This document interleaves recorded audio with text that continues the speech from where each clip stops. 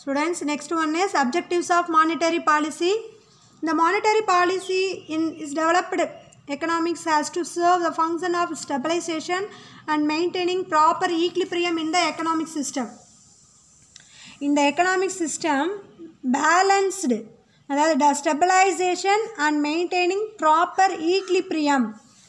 ஈக்லிப்ரியத்தை வந்து ஸ்டெபிலைஸ் பண்ணணும் அப்படின்னா கண்டிப்பாக அந்த மானிட்டரி பாலிசி வந்து எஃபெக்டிவாக இருக்கணும். So in case of underdeveloped countries, the monetary policy has to be more dynamic so as to meet the requirements of an expanding economy by creating suitable conditions for economic progress. It is now widely recognized that monetary policy can be a powerful tool of economic transformation. Monetary policy can be a powerful tool of economic transformation. The specific objectives of monetary policy are the neutrality of money, stability of exchange rates, price stability, full employment, economic growth, focus on it, equilibrium in the balance of payment. So these are the specific objective of monetary policy. The first one is neutrality of money, stability of exchange rates, price stability, full employment, economic growth, equilibrium in the balance of payment. So most objectives of the monetary policy is these one. So the government has to take many steps to control the money supply in the country.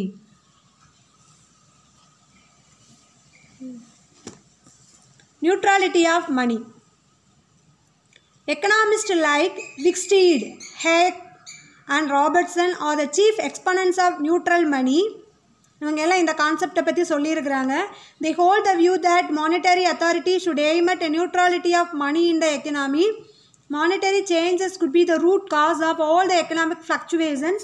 According to the neutralists, the monetary change causes the distortion and disturbances in the proper operations of the economic system of the country. அதாவது மணியோடைய நியூட்ராலிட்டியை கொண்டுட்டு வரணும். அந்த மணியோட neutrality வந்து economic ஃப்ளக்சுவேஷன்ஸுக்கு முக்கியமான ஒரு காரணமாக இருக்குது. ஸோ ஏதாவது சேஞ்சஸை கொண்டு வந்து நாட்டில் இருக்கக்கூடிய எக்கனாமிக் ஃப்ளக்சுவேஷன்ஸை வந்து நம்ம வந்து ஒரு ஸ்டெபிலைசேஷனுக்கு கொண்டு வரணும் அப்படின்னா இந்த neutrality of money is very important thing. And next one is exchange rate stability.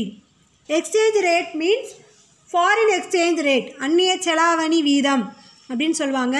So the exchange rate stability was a traditional objective of the monetary authority. அதாவது நம்ம நாட்டு கோல்டு ஸ்டாண்டர்டை டிஃப்ரெண்ட் கண்ட்ரியோடைய மணியோட ஒப்பிட்டு பார்க்குறதுக்கு பேர் தான் exchange rate. Gold standard among the different countries. When there was a disequilibrium in the balance of payments of the country, it was automatically corrected by the movements. அதாவது நம்ம வந்து எக்ஸ்போர்ட்டுக்கும் இம்போர்ட்டுக்கும் பேலன்ஸ் இருந்துச்சு அப்படின்னா எக்ஸ்போர்ட் அதிகமாகவும் இம்போர்ட் கம்மியாகவும், இல்லை import கம்மியாகவும் எக்ஸ்போர்ட்டுக்கு அதிகமாகவும் இம்போர்ட் அதிகமாகவும் எக்ஸ்போர்ட் கம்மியாகவும் அப்படி இருந்துச்சுன்னா அந்த பேலன்ஸ் ஆஃப் பேமெண்ட்ஸை அந்த rate gold standard when there was a disequilibrium in the balance of payments of the country, it was automatically corrected by the movement of exchange rate. It was popularly known as expand currency and credit. When gold is coming in, contract currency and credit when gold is going out. Gold நாட்டுக்குள்ளே நிறையா வருது அப்படின்னா expand ஆகுது currency, கிரெடிட்டும் expand ஆகுது. அதே சமயத்தில் gold வந்து நம்ம வெளியே போச்சு அது குறைஞ்சிச்சு அப்படின்னு சொன்னால் that contract currency and credit. The system will correct the disequilibrium in the balance of payments and exchange rate stability will be maintained.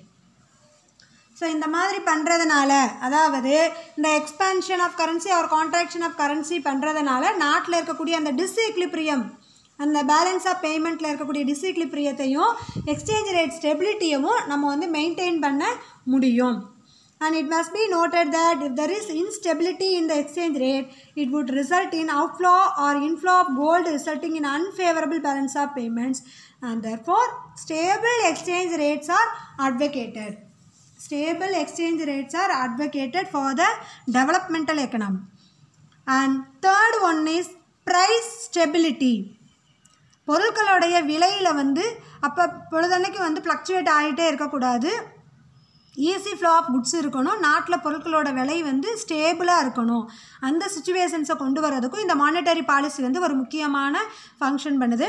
So economist like Gustav, Cassel and Keynes suggested the price stabilization as a main objective of monetary policy.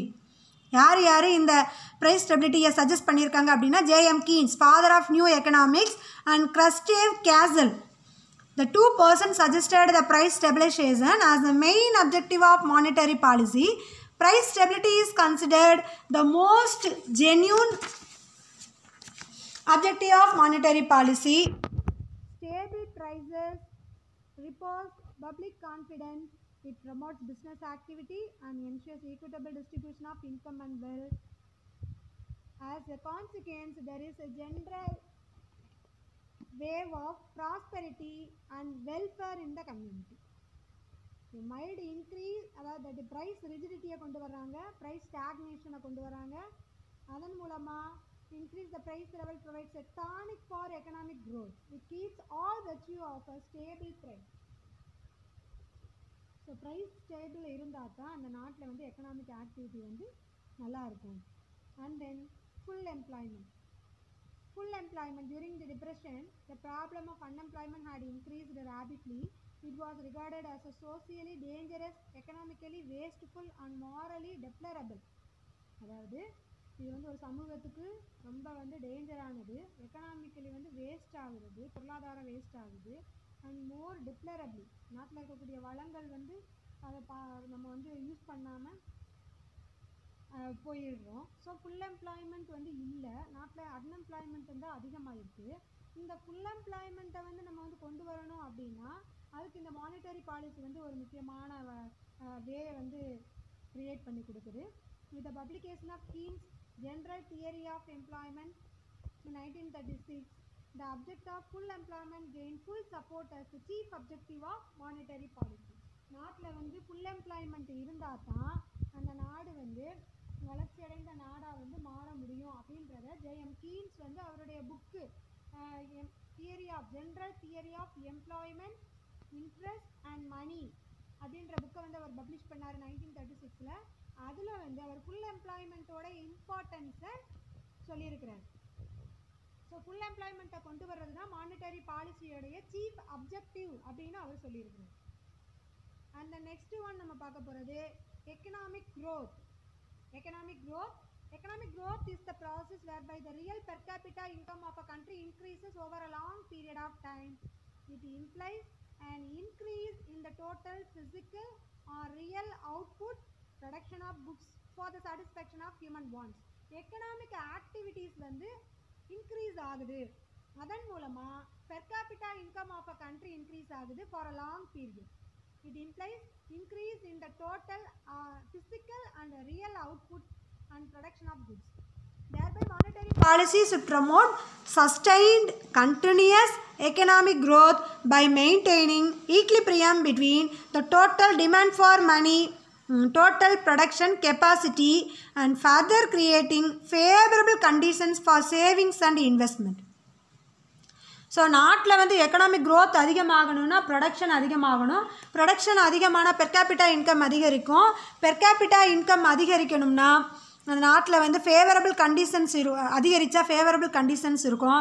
That is savings அதிகமாகும், இன்வெஸ்ட்மெண்ட்டும் அதிகமாகும்.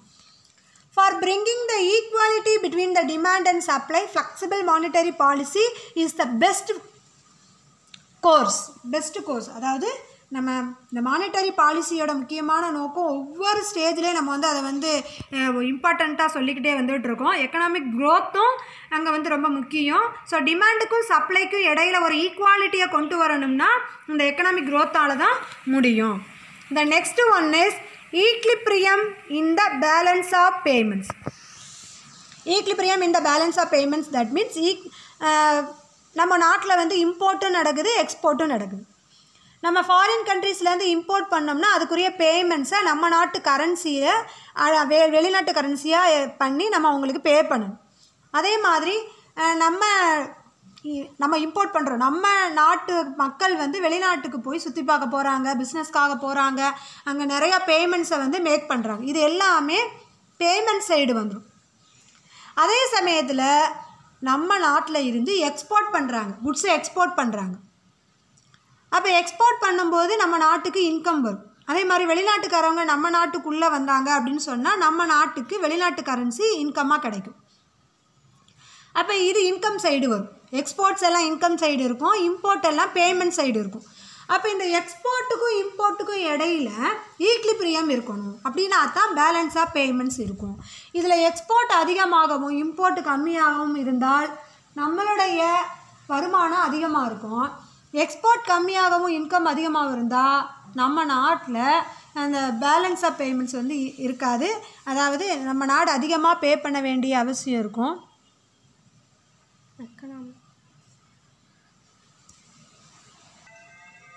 இதை முடிச்சிருவோம்.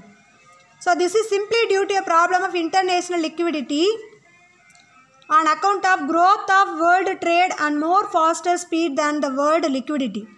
So the balance of payment reduces the ability of an economy to achieve other objective. As a result, many less developed countries have to curtail their imports, which adversely affects the development activities. Thereby monetary authority make an efforts to maintain equilibrium in the balance of payments. அதாவது நம்ம payment பண்ணுறது கம்மியாக இருக்கணும், நம்ம கிடைக்கக்கூடிய வருமானம் அதிகமாக இருக்கணும்.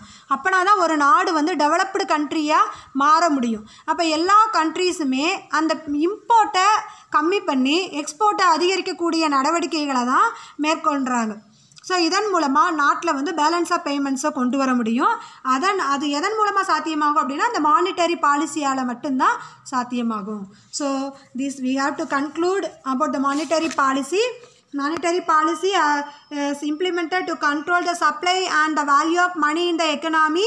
The monetary policy was implemented for attaining the 6 objectives, that is neutrality of monetary policy and neutrality of money, stability of exchange rates, price stability, full employment, economic growth, equilibrium in the balance of payments.